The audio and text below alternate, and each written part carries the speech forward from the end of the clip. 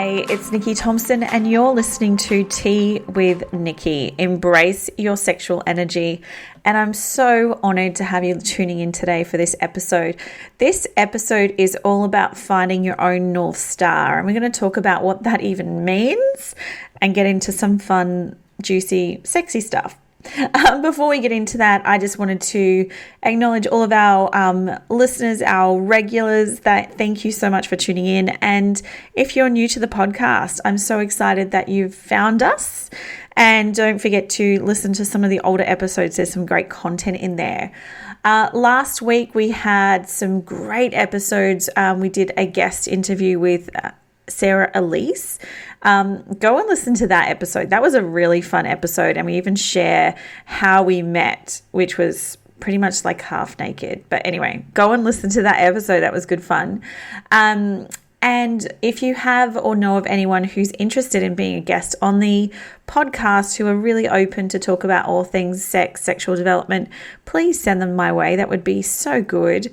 And if you have family and friends who want to listen into this kind of content, please share the podcast far and wide, because we want to create this message into as many people as possible. We want to share this as far as we can, because when we are able to have sex as a topic up for discussion and not taboo, then we're able to open that discussion and take away some of the negativity around it. And it then creates a safer space for it to have that conversation and have those experiences. So this is what we're all about here. And if you want to be able to share it with family and friends, you can do so through iTunes, Spotify, or head to my website. All the links are in the show notes, so you can just share that with them, and they can start to tune in and hear all of this goodness. So let's get into today's episode, finding your own North Star. Now, when I talk about this, what I mean is that we're finding where we want to be headed. All right, so the work that I love doing is all about uncovering who we really are. And we do this, I do this work through sexual development, through reconnecting with our physical bodies, through tuning into our sexual energy and identifying the external influences that are constantly thrown at us, that have been there since we were a child, that are, impacting our lives in a very negative way and holding us back, because these stories are not our own. These beliefs are not our own. And through understanding that reconnection with our physical bodies, we're able to start to shift that. When we actually peel back all of that crap and get to who we really are and what we really want, that is when we're able to discover our own North Star, our own direction of where we really want to be headed. Because if you're anything like me, I'm such a type A person. I'm a very driven woman. And if I set a goal, I'm going to achieve it one way or another. And the problem I had is that the goals I was setting were very much based in that set in or created from a place of all of those other external beliefs and external messages that had been, I'd been absorbing my whole life. So when I created these goals, it wasn't my goal. It wasn't what I wanted to be achieving in a sense, because it had been tarnished essentially by all of the external influences that had been thrown my way over my whole life. So when we try and we are able to find our own North Star, we are then setting goals for the life that we want based on or from the place of our own real self. But it takes time to get to that place. That's the work I love to do. You can do it with therapists who try and help you. We all go to, there's a range of therapies. There's a range of different ways that you can get to that place. The way that I like to do it is what I refer to as the one habit, which you've probably heard me talking about. I have the program, which actually we're starting next week on Sunday. The one habit is that practice of tuning into our sexual energy or our intuition, our gut, whichever you want to call it. When we are able to tune into that on a deep level and we've been able to uncover those layers, that's when we can find our North Star. And then making all of our decisions from that place can then start to create the life that we really want. Because when we're making decisions from a place that has been, shrouded with the stories and beliefs of our parents, our teachers, our friends, family, mainstream media, society, all of those kinds of things, those decisions create the life that our family, our friends, our parents, teachers, society all wanted for us. And that's what it's going to look like because you're making decisions from that place. When our North Star is kind of impacted by other people, our whole life will then look like the life that other people wanted for us and not necessarily what we want for ourselves. Now, in saying all this, sometimes our beliefs that our parents have implanted in us or our family, friends, society, sometimes it's not always bad. It's not all bad. I'm not saying you need to get rid of everything to be able to find your true self, because some of those things are what we want as well, is what we really do want. And that's okay. But it's having this trust and having this massive connection with ourselves and that power in ourselves to say, yes, that is what I believe in. I agree with that, as opposed to it just being an embedded belief that we never question because we feel like we shouldn't. That is the problem that we have when we're making decisions and creating a life from that place where we just feel like we don't have an option. We don't even have the empowerment in ourselves to even question that. And that's what I love talking about. This is what I love doing. For me, it came at a very difficult time, and you don't have to get to your lowest point ever before you can reassess your life. And I feel as though that's like the narrative of the common, triumph story, is that I got to this lowest point and, I was living on the streets or, eating out of a trash can. And I don't know why I said trash can, but, eating crap. And, I was at the lowest low ever. Now, for me, that was not the case. Like, I still genuinely enjoyed my life, but it was like I didn't have this absolute joy, passion. I felt, and I had this whisper that there was more. I could have more, but I felt like I couldn't. I could hear this whisper saying there's more to life, there's more to life. And I could have that, that I felt like that whisper was telling me there is more and I can have it. There is more. There is more fun in life. There is more pleasure in life. There is more to life than just being what I needed to be for everybody else. And if you haven't heard my story, for me, it was like growing up as the good girl, always saying yes to what everyone else needed, doing what society kind of told me I should be doing, married, 3 kids, house, all the rest of it.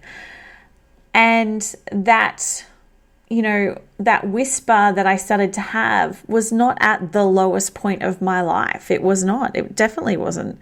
But it came at a time where I'm like, oh, hang on a second. I don't want to listen to this right now because I'm going to fuck everything up. I've got these beautiful children and I don't want to fuck everything up. But that whisper started getting louder and louder, and that's when I started tuning in.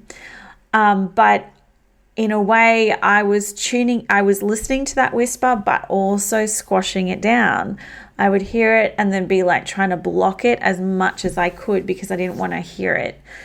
The problem with the whispers of our soul, essentially, that's what I would call it. If this is a bit too woo-woo for you, I get that. But essentially, it's just, what's in our heart. If we don't listen to the little whispers, it gets louder.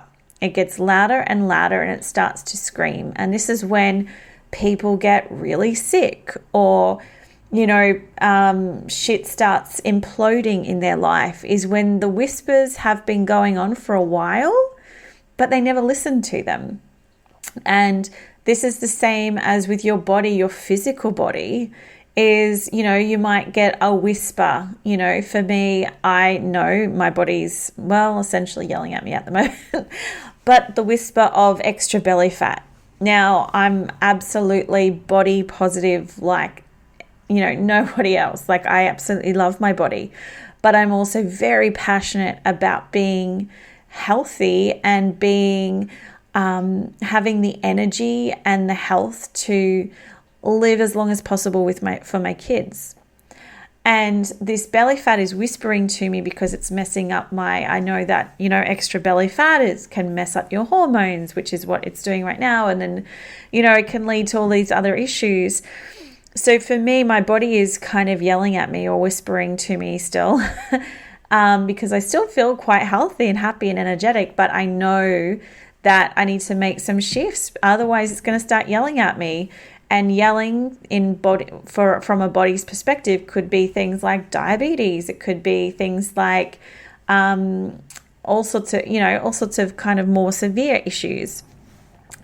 And this is what happens when we don't listen to the whispers that our body is telling us. And it's exactly the same with life. When we don't listen to the whispers of our soul or our energies, things start to shift in our life that we don't necessarily want. So when I talk about finding your North Star, it's more of a process that I want you to start thinking about, start to do some work on, is thinking about what is it that you do really want? What layers or beliefs could you identify that you could start to work through and actually remove, and I talk about this with my clients. So I was talking to a client the other day, and what I got her to do was to write down each day some of the internal chatter that is going on in her mind. What is some of the shit that is going on in your mind, and who is that coming from? So for example, it might be for me, I had this chatter, oh, well, you've gotten a bit chunky, haven't you? And this was from a family member a long time ago. I was so young. And it was this chatter that constantly repeats in my mind. And I have personally done work on this already, but this is something that would go around in my mind often. So what I got my client to do is to actually write it down each day. What voices can you notice? Because when we can identify and pinpoint that chatter, those voices and who they're coming from, this is when we can start to work through them. But we need to be aware of them, because right now they're unconscious chatter that is going through our minds thousands of times a day that we might not even consciously notice, but it's impacting the decisions that we make, and it's impacting the life that we're living. So what I would love you to do is to write down some of that chatter that you're hearing on a regular basis, and who is that coming from? And once you become aware of it, then you can start working through it. Now, I have like a bit of a process that I work through, and it really can help shift and move that crap out. And once we unravel those layers that are in our minds and in our, unconscious levels, we can start to actually discover who we really are without all that crap holding us back, without all that crap telling us that we're not good enough, or that we shouldn't be doing this or we shouldn't be doing that. And when we uncover that is when we can start to find our own North Star. Where do we want to be heading in our life? So it's a bit of a process. It is definitely some work, but it's so worthwhile.